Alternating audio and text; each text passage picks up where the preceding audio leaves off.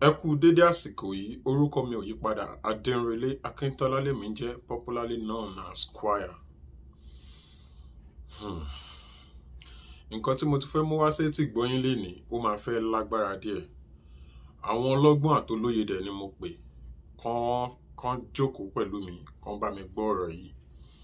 Ẹ jẹ́ ká jọ sọ ọ̀rọ̀ yìí, ká jọ sọ yé pọ̀, ká dẹ̀ jọ mú èyí tó bá wúlò, ká jọ mú lò nínú ẹ̀. Kí n tó bẹ̀rẹ̀ ọ̀rọ̀ yìí, mo máa bẹ̀ ẹ̀yin olólùfẹ́ mi kẹ́ subscribe sí YouTube channel mi, kẹ́ dẹ̀ like video mi. Tó bá possible, ẹ jọ̀ọ́ ẹ bá mi share. That's the only way you guys can support me, and I will really appreciate it. Thank you. Nǹkan àkọ́kọ́ tí màá kọ́kọ́ sọ̀rọ̀ nípa ẹ̀ ni pé Nnamdi Kanu and Sunday Igboho taken out of the way to destabilize southern Nigeria. Kí ni èròǹgbà tẹ̀yin lórí ẹ̀? Ní pé Nnamdi Kanu àti Sunday Igboho, the federal government, they are trying to take them out of the way to destabilize southern Nigeria. This government of today, I think they really know what they're doing. One more contention due to pay, they believe if they can capture Nnamdi Kanu and Sunday Igboho, that will trigger Yoruba youths and Igbo youths. Wọ́n máa wá síta, wọ́n máa bẹ̀rẹ̀ sí ní hùwà jàgídíjàgan.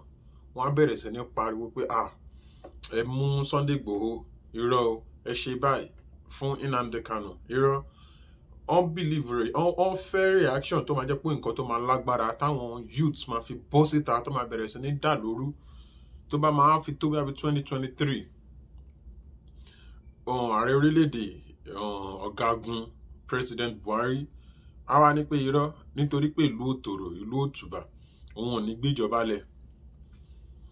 Tó bá dẹ̀ ó dẹ̀ máa fẹ́ rí sọ by that time pé ìlú òtòrò, ìlú òtùbà, òun ò ní gbéjọba lẹ̀ torí pé ẹnu àwọn Yorùbá, ẹnu Ìgbò àtẹnu Haúsá kò papọ̀. Ogun abẹ́lé nìyẹn, wọ́n máa wá sọ́dọ̀ ogun abẹ́lé. And nǹkan tí mo tún fẹ́ kẹ́ mọ̀ ni pé nǹkan tí mo fẹ́ kẹ́ jẹ́ ká mọ̀ ni pé, tí mo dẹ̀ fẹ́ ká fi ṣòye ni pé àwọn Haúsá Fúlàní lọ́kàn mi, àwọn ló ní ilẹ̀ Nàìjíríà.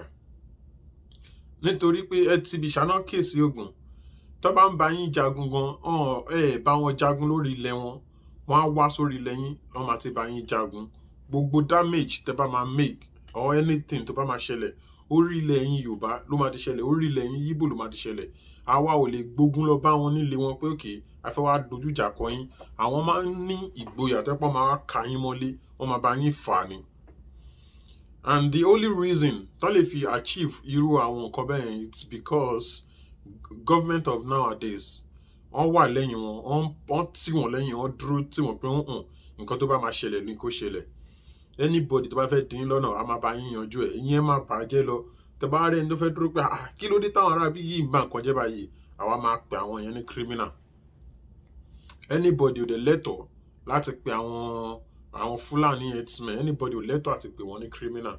That's the main reason why tí ìjọba Buhari fi sọ pé no radio station should talk about it, TV station, they shouldn't talk about it, because nǹkan tó ń ṣẹlẹ̀, Ọlọ́run nìkan ló lè là wá ń bẹ̀. Lórí ọ̀rọ̀ Sunday Igboho, Nnamdi Kanu, tọ́lọ́run bá lè bá wa ṣe, tó bá lè bá wa ṣe, torí kò sí nǹkan tọ́lọ́run ò lè ṣe, àti pàwọ̀ èèyàn náà ní láti ṣípá. Tọ́lọ́run bá lè ràn wá lọ́wọ́ ká jagun àjàbọ́, a máa dúpẹ́. Èyí tó máa tún wá jẹ́ bí ẹlẹ́ẹ̀kejì tó máa dàbí ìròyìn tí màá tún mú wá lórí tí mo kọ́kọ́ sọ, ẹ̀yin tèmi, ẹ comment nǹkan tẹ́yin feel, your own opinion, nǹkan tẹ́ rò lọ́kàn yín lórí ọ̀rọ̀ yìí. Ṣé ó tọ́ káwọn àwọn Yorùbá youth àtàwọn Ìgbò kan á bẹ̀rẹ̀ sí ní máa sọ pé wọ́n ń gbìyànjú àti mú Sunday Igboho, wọ́n ti mú Nnamdi Kanu, wìrìwìrì là ń gbọ́ pọ́n, wọ́n fi Sunday Igboho lẹ̀ ní Kòtónú, àwọn kan ní pé wọ́n ò fi lẹ̀. Àìtí mọ̀ èyí tó jẹ́ real news níbẹ̀, kọ́lọ́run máa ṣọ́ wa ní. Kí lẹ́yìn feel? Ṣó jẹ́ kí àwọn ọ̀dọ́ Nàìjíríà tó jẹ́ Yorùbá àti Ìgbò, ṣó yẹ kán bọ́ síta kán máa wá fẹ́ ṣe ìjàgbara pé okay, tẹ́ bá fi Sunday Igboho lẹ̀, tẹ́ bá fi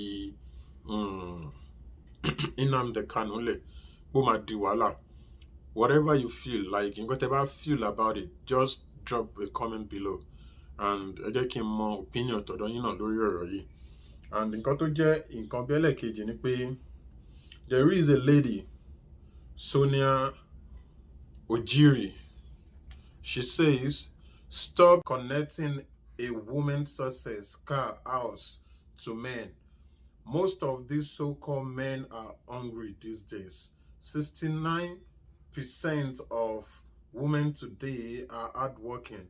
I won't be surprised if some are into Yahoo or drugs, says by Sonia. What's your thoughts? What's your thought about it? Like, what she's trying to say is that can your man tie success obìnrin? Come on, tie mọ́tọkùnrin. Most of the ladies of nowadays, they are all hardworking. Ní pé gbogbo wọn máa ń ṣe wà hardworking, and àwọn púpọ̀ 96% of most of the men of nowadays ní pé wọ́n wà useless. Is that so?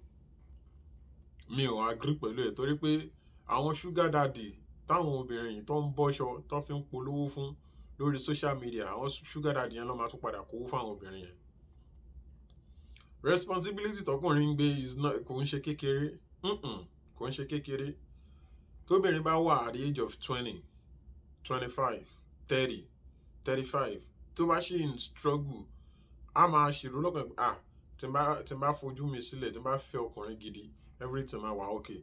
But at that age range, tọkùnrin bá wà ń bẹ̀, tí ó bá ti bẹ̀rẹ̀ sí ní máa live good life, tí ó ti bẹ̀rẹ̀ sí ní máa ṣe nǹkan gidi láyé, most of àwọn obìnrin tó ń jájú nísìnyí, no, they're not gonna go out with you. No. Unless wàá rí set ẹ tó máa tẹ̀lé ẹni, kò ń ṣe àwọn slay queen tó wà láyé nísìnyí. And nǹkan tẹ́yin bá feel nípa ẹ̀ lè jẹ́ kémi mọ̀ o, bóyá àwọn obìnrin, maybe they are all hardworking, so bóyá 96% one, as she says, maybe they are really hardworking, or she's just talking. But to me, I believe it's a lie. Tàbá yọ owó support àwọn ọkùnrin, forget. No. Tàbá yọ support àwọn ọkùnrin, no. Àwọn obìnrin, most of them are really hardworking, truly, but èyí tó máa tún dàbí ẹlẹ́kẹta tí mo tún fẹ́ sọ ni pé Fẹ́mi Adésínà shared the photo of the puppies, praising the president for providing them with meals well in school. That's in Hausa land, nílẹ̀ Hausa nìyẹn, lọ́jọ́ ń praise it. And nǹkan tó tún máa ń jẹ́ nǹkan ìyàlẹ́nu fún mi ni pé àwọn Hausa Fúlàní yìí, wọ́n mọ tó ṣe máa ń play game wọn. Tó bá máa sọ àwọn ọ̀rọ̀ wọn, tó bá máa ṣe anything wọn, most likely ó máa ń vary, ó máa ń wà rare kó jẹ́ pé Hausa ló máa sọ̀rọ̀ yẹn. Wọ́n máa ń mú àwọn èèyàn kan bí Yorùbá kan, bí Igbo kan, wọ́n á mú wọn, wọ́n á sọ wọ́n dẹrú. Wọ́n máa ti fi nǹkan dín wọn lẹ́nu. Àwọn ẹ̀yin lẹ máa dàbí spokesman, lẹ máa sọ̀rọ̀ fún wọn. Fẹ́mi Adésínà ló sọ eléyìí. Àwọn ọlọ́mọ máa sọ̀rọ̀ fún wọn, ó máa dàbí pé Yorùbá ló ń ṣe kíni. Ó máa dàbí pé Yorùbá ló ń kojú Yorùbá. Yorùbá lẹni tó ń sọ ẹ lọ bá fà. Àwọn kọ́ láwọn sọ Yorùbá, lẹni tó ń sọ Yorùbá jọ ní gbogbo yín, ó yẹ ẹjọ́ lọ máa fa problem ayé yín. And tó wáyé kí táyé fún wọn lóúnjẹ nílẹ̀ Yorùbá náà nìyẹn, kò bá dáa. But you can just leave a review about what you think about it. Just leave a comment. The Department of Petroleum Resources says pump price of petrol in Nigeria may rise up to as much as 1,000 naira per litre. For real? 1,000 naira per litre. Àwa dẹ̀ lálépo, ìyà epo dẹ̀ ń jẹ wá, ìyà gbogbo nǹkan ló ń jẹ wá. Kí ni ìgbádùn tá ń gbádùn Nàìjíríà? I don't even understand. Kí ni nǹkan tá ń gbádùn? Kí la ní tá ń jàǹfààní ẹ̀ nílùú yẹn? As a citizen of Nigeria, kí ni benefits tá ní tá ń jàǹfààní ẹ̀ tó ń múnú wa dùn? Tá máa sọ pé okay, we are proud Nigerians. Only God can help us. That country is not helping anybody. Kí ni reason téèyàn kan máa fi kúrò Nàìjíríà lénìí tó dẹ̀ máa believe pé òun ti ṣe rere in next 6, 7, 8 months? And they máa rí pé life dey máa change. Everything máa. I'm just so tired. And this country is like a real blessed land. And kí là ní? A ní almost everything. Almost everything tá níyẹn dẹ̀ là ń jìyẹ. Why? Nigerian singer and songwriter Tiwa Savage has lost her father. My condolences to you, my mentor, Tiwa Savage. Ọ̀run re ni bàbá máa lọ, gẹ́gẹ́ báwọn Yorùbá ṣe máa ń sọ, k'Ọlọ́run bá wa yọ iyẹ̀pẹ̀ burúkú kúrò lójú bàbá. That's the only thing I can say. And to my fans, help me say like a prayer to Tiwa Savage's dad. Kí bàbá sùn re, ọ̀run re ni kí bàbá lọ. A Yoruba activist, popularly known as Sunday Igboho, has been arrested in Cotonou. Sunday Igboho, wọ́n ní pé wọ́n arrest ẹ̀ ní Cotonou. K'Ọlọ́run ṣàánú wa. Ọ̀nà méjì ló pín sí. Àwọn kan ní pé wọ́n filẹ̀ ní Cotonou, àwọn kan ní pé wọ́n ti filẹ̀ pé fake news ni. Torí èmi náà ti ṣe fídíò ní ipa ọ̀rọ̀ pé wọ́n arrest ẹ̀ ní Cotonou tí mo dẹ̀ rí Imam of Ìlọrin. Mi ò really rántí orúkọ máa yẹn tó sọ pé wọ́n ti release Chief Sunday Igboho, pọ́n dẹ̀ ti wà lọ́nà láti lọ sí Germany. But after tí mo post video yẹn, mo rí comment àwọn èèyàn under below tó ń sọ fún mi pé fake news. I don't really know how truth it is. That's why I don't really know what to say about it. The only thing tí mo kàn lè ṣe ni pé ká fàdúrà ran Chief Sunday Igboho lọ́wọ́, k'Ọlọ́run bá mi ṣàánú wọn. Torí olóore ni ẹni tó ń ṣàánú àwọn ènìyàn ni, tó ń jà fún ẹ̀tọ́ àwọn ènìyàn. Kò gbébọn kó lọ fi pààyàn, kò ṣe nothing like that. Kò sáré pé okay òun fẹ́ pa eléyìí, òun fẹ́ ṣe báyìí o. Ẹ̀tọ́ àwọn aráàlú ló ń jà fún. Àwọn ẹbí ẹ̀, ẹ̀tọ́ wọn ló ń jà fún. K'Ọlọ́run ṣàánú wa lórí ti Chief Sunday Igboho. Ẹ bá mi leave comment below kí n mọ nǹkan tẹ́yin feel. Tó bá jẹ́ pé by the time tẹ́ bá wo fídíò yìí, tẹ́yin bá mọ̀ bóyá ti filẹ̀ àbọ̀yìn ti filẹ̀, comment below please. Nigerian musician and producer Samuel Ogoshuba, popularly known as Sanclave, has described pastors as fraudsters. Is that true? Sanclave nípò òun describe àwọn pastor Naija bí olè, bí alátẹnujẹ. Ṣé bẹ́ẹ̀ ló ṣe rí? Everybody ló ní opinion tọ̀dọ̀ wọn lórí irú ọ̀rọ̀ bẹ́ẹ̀ yẹn. Nǹkan tí wọ́n bá feel nípa nǹkan tí Sanclave sọ yẹn, leave a comment below. Torí pé èmi mi ò like láti máa sọ̀rọ̀ lọ́rú àwọn nǹkan bẹ́ẹ̀ yẹn. But tí wọ́n bá believe pé àwọn most of àwọn pastor Nigeria ọ̀nà tó fi ń help àwọn ará ìlú as a pastor pẹ̀lú tithe tó ń gbà, ọ̀nà tó ń gbà tó fi ń ran àwọn aráàlú lọ́wọ́, tí wọ́n bá mọ̀ sọ fún wa. Àwọn tó bá ń ṣe, mo believe pé àwọn kan máa ṣe nu wọn.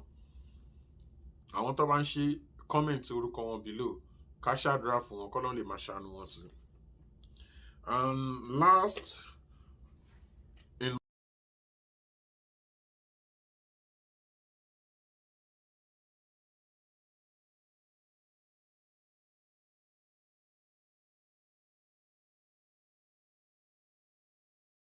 President Buhari only I was shocked by the devastating news of the air crash, but felt much relieved following the successful injection by the pilots and his eventual rescue.